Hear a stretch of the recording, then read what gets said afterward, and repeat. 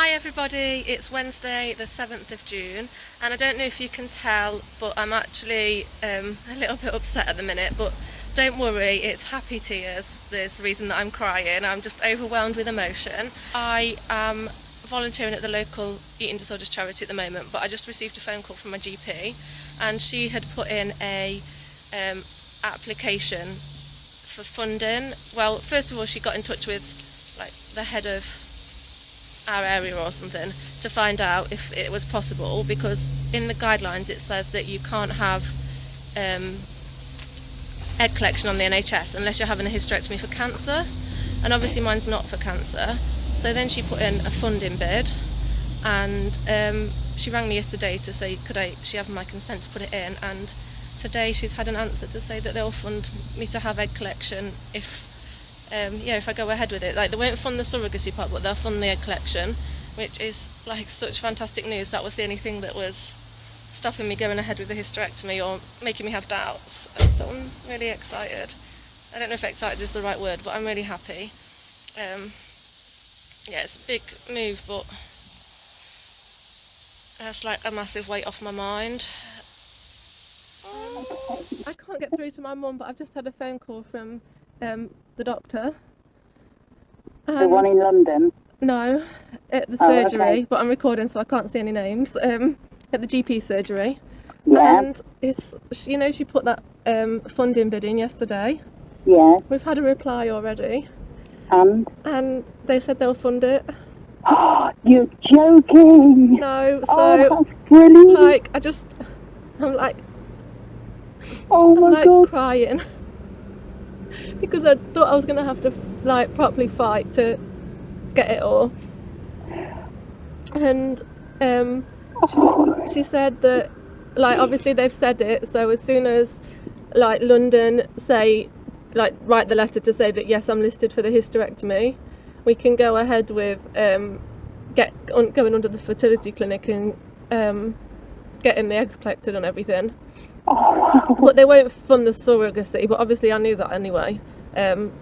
But yeah, and then I was like, oh, she said, oh, that's the way it's looking, like the hysterectomy, and I was like, no, because I was like, yeah, it is, I've made my mind up. And then I was like, but at the minute I'm feeling so good on the progesterone, off the progesterone, that like I feel like it'll be all fine when I have the progesterone, because how can I feel so good now and so ill when I take it? And she was like, oh well, she was like, well, it's good that you've got some optimism, but I will be around in July, so but yeah, she's oh God, I can't believe this. It's so good, isn't it?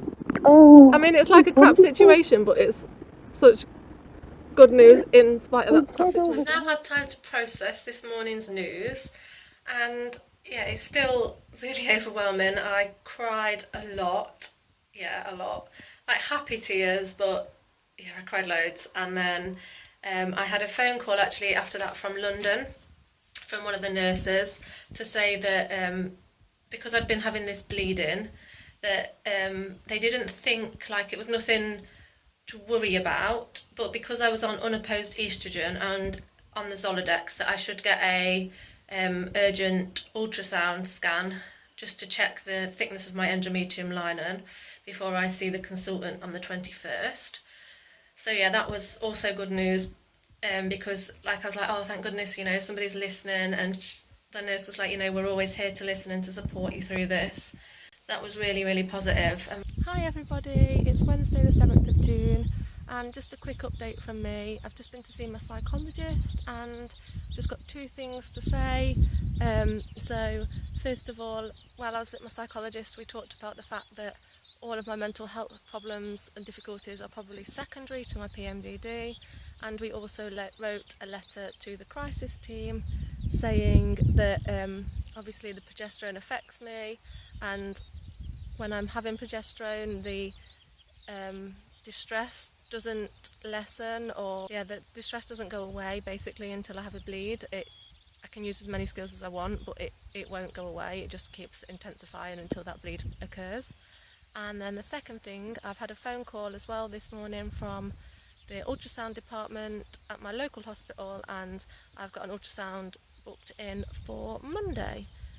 So they're just going to be looking for the condition of my endometrium, just to check that there's not any significant changes that they need to be concerned about. I mean, all my GP and the team in London have told me that it's nothing to worry about and to just sort of go and have it checked out just for the fact that they need to check it. So that's what I'm going to do. Bye. Hi, it's about 11 o'clock on Wednesday the 7th of June. I'm really super tired, but I've just got a couple of things I want to say before I go to bed. Firstly, I've just come back from the all ages support group at the Eating Disorders charity that I volunteer at, and we made these cool little flowers. We did like some colour therapy, and all the different colours meant like different things, like they attracted different things and colours to avoid. So yeah, they were my colours. They're very therapeutic and very relaxing to do it. And then the other thing I wanted to mention was about the egg collection funding. After yesterday, obviously I was like super elated and overwhelmed with emotion. And today I freaked out. I was like, oh my gosh, like I obviously that can't be the case. I've obviously misinterpreted it, like it just all seemed too good to be true. So I actually rang the doctors and got the receptionist to clarify for me, because I couldn't believe that was right. It just all felt too surreal, and it was right. I just doubted myself, and then obviously having taken it all in and had time to think about it a little bit more, I'm not scared. Scared isn't the right word, but I guess I am a little bit apprehensive, and I think it's the fear of the unknown. Like, I don't really know what this involves, and I don't know how it's going to affect me, and I don't know how long it's going to take, and there's, just so many unknowns, and I guess I just really want some answers to everything, and I'm not going to get those answers, and obviously until I go to my appointment on the 21st. I guess just a lot of uncertainty about my future and about treatment and what the next few months are going to hold for me. I do anticipate that they're probably going to be quite difficult. I mean, I'm feeling really optimistic about progesterone at the moment. I'm like, oh well, I feel so well. It's almost like I've blotted out how bad it was, and I can't quite get my head around what will happen when I take the progesterone. I'm like, oh, it'll be fine. Like, I don't know what all this fuss is about. Like, why am I saying that it's making me so ill? But it did make me really, really poorly, and that is another thing that I'm concerned about with the egg collection, is that obviously PMDD is, for me, it's severe progesterone intolerance, and it's also an abnormal response to a change in normal change in hormone levels. So to collect the eggs, you basically do the first part of IVF treatment, which is going to cause a lot of significant hormonal changes. So that could be really quite difficult for me, for my body to cope with. And I guess part of what I wonder is, at what stage do I say, look, like, I can't put my life at risk anymore? How long do I go on with it if it's making me really, really poorly? At what stage do I say, look, like, I have to value my own life more than the potential of having a future child, potentially?